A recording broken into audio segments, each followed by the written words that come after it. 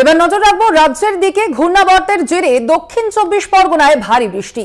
রাত থেকে বৃষ্টি ক্যানিং, ডায়মন্ড হারবার, কাকদ্বীপ, বারুইপুরে। টানা বৃষ্টিতে জলমগ্ন বহু এলাকা। জলস্তর বাড়ছে নদী এবং সমুদ্রের। আপনাদের জানিয়ে রাখি, ঘূর্ণাবর্তের জেরে দক্ষিণ 24 পরগনার একাধিক এলাকা, সেই এলাকায় ভারী থেকে অতি ভারী বৃষ্টিপাত জারি রয়েছে এবং রাত থেকে বৃষ্টি ক্যানিং, ডায়মন্ড হারবার, কাকদ্বীপ, বারুইপুরে।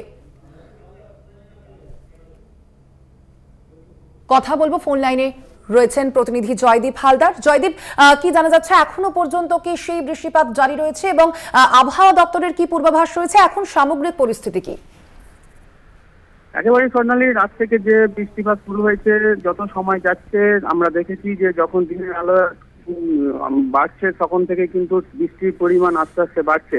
এখন তোমাকে যে পরিস্থিতি বলবো, পুরো দক্ষিণ 24 পরগনা জুড়ে কিন্তু প্রচন্ড বৃষ্টি চলছে এবং টানা বৃষ্টির সাথে সাথে বেলা বাড়ার সাথে সাথে ঝোড়ো হাওয়া বইছে। বিশেষ করে নদী এবং সমুদ্র উপকূলবর্তী এলাকাগুলিতে কিন্তু হালকা থেকে মাঝারি ঝোড়ো হাওয়া বইতে শুরু করেছে। ইতিমধ্যেই তুমি জানো যে টানা বৃষ্টির জেরে দক্ষিণ 24 পরগনার ডায়মন্ড হারবার, সাগর, পাথর, কাকদ্বীপ, নামখানা, ক্যানিং, গোসাবা বিস্তীর্ণ এলাকায় কিন্তু জল জমে গেছে। বিভিন্ন জায়গায় জল জমার পরিমাণ আস্তে আস্তে বাড়ছে এবং জনজীবন কার্যত ব্যাহত বলাই যায়। এবং আবহাওয়া দপ্তরের যেটা পূর্বাভাস রয়েছে, শুক্রবার পর্যন্ত এই নিম্নচাপের প্রকৃতি থাকবে এবং এই ঘূর্ণাবর্তের জেরে যে নিম্নচাপ সৃষ্টি হয়েছে তার জেরে টানা বৃষ্টি কিন্তু চলবে।